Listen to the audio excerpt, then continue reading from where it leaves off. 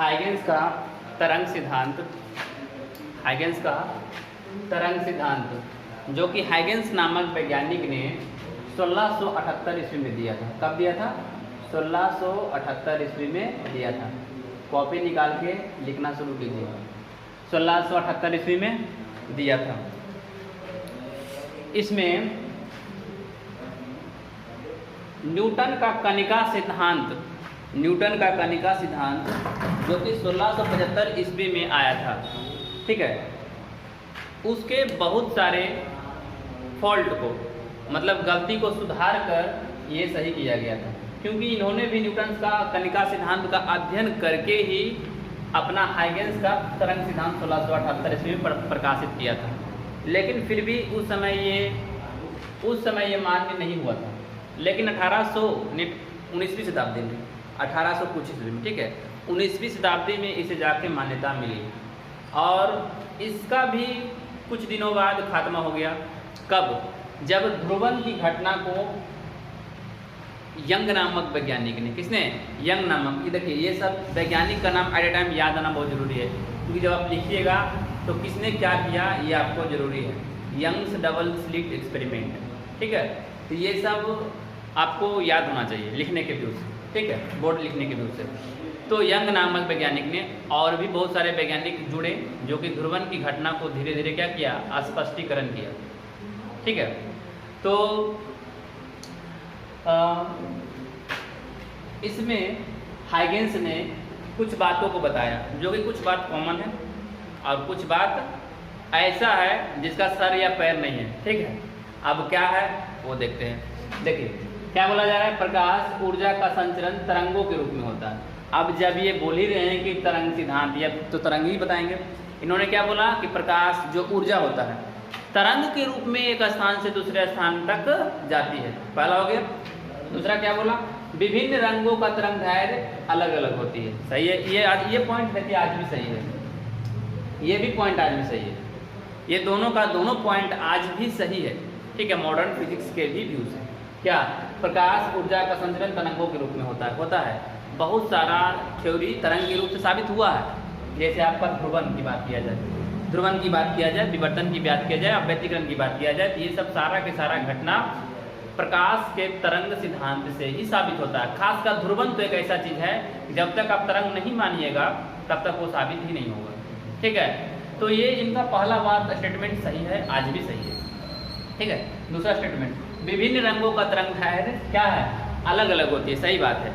Velocity अलग अलग होने के कारण, कण का साइज अलग अलग होने के कारण तरंग दैर्घ्य अलग अलग होता है, और तरंग दैर्घ्य अलग अलग होने के कारण रंग भी अलग अलग होता है। क्लियर?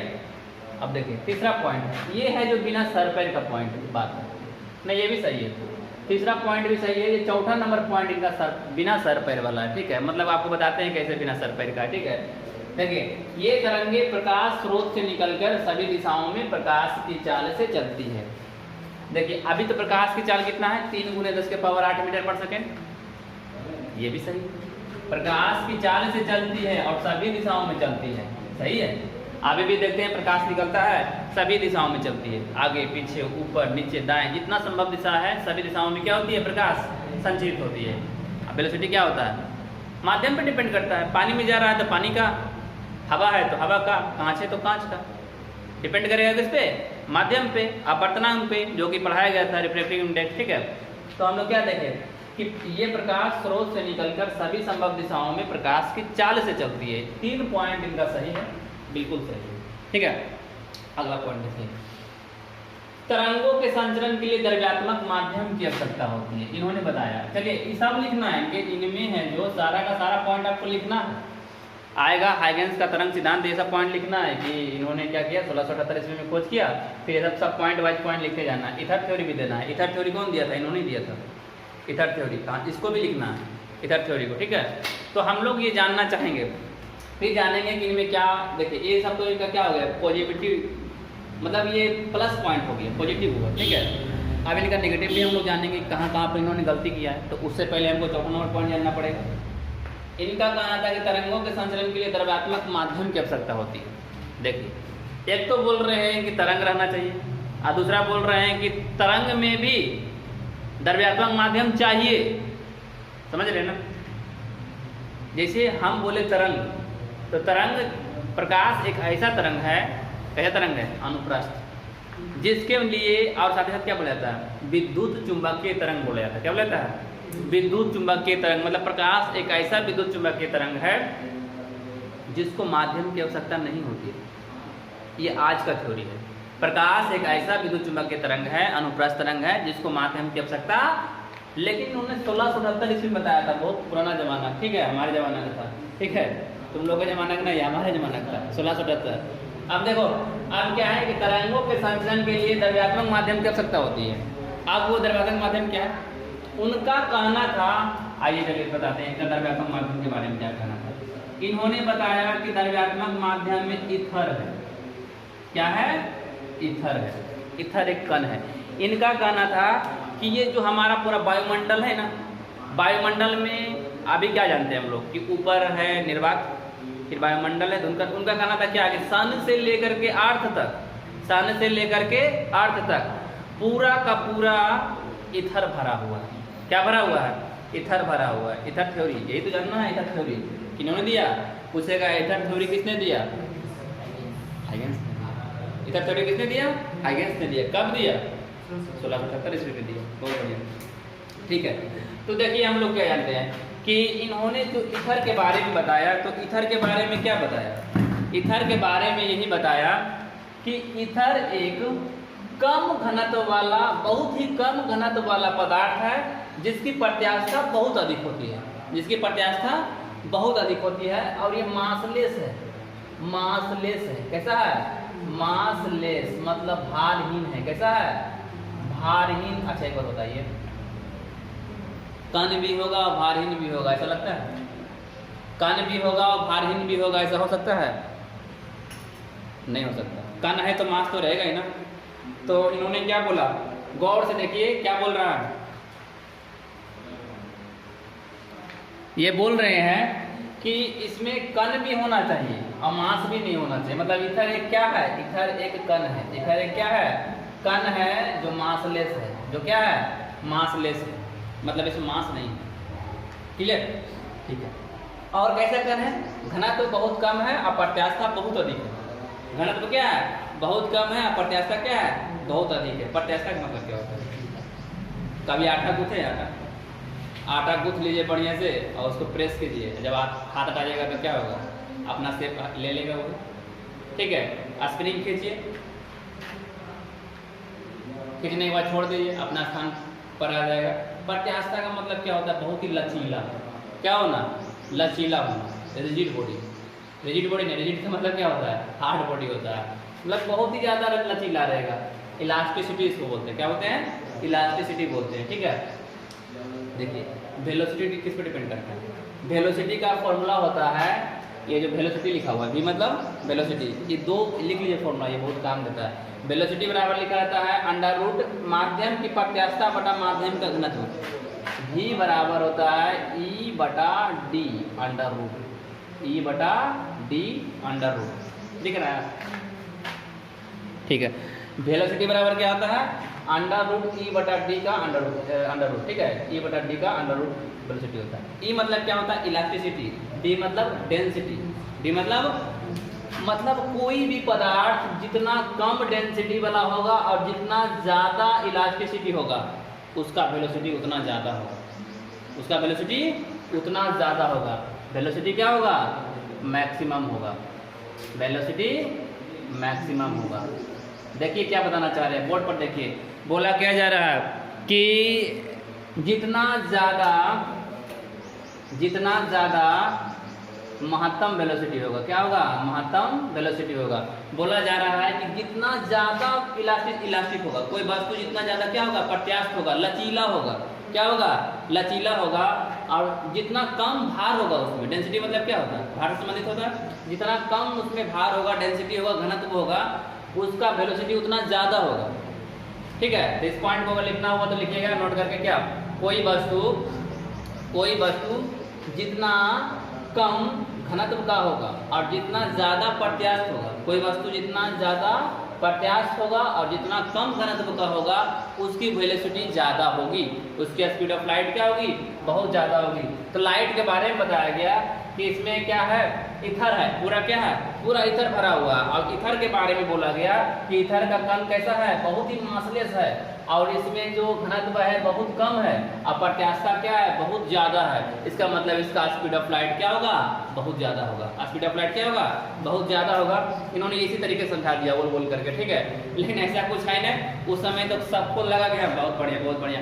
लेकिन हमको एक चीज़ बताइए, जब कण है ही नहीं था, कुछ नहीं था, तो उसमें ईथर कौन ले गया, ईथर ले कौन गया वहाँ पे। सोचने वाली बात है कि वायुमंडल में ईथर पहुँचाया कैसे, आया कैसे, इसका भी तो इसका कहीं कुछ जिक्र नहीं हो पाया।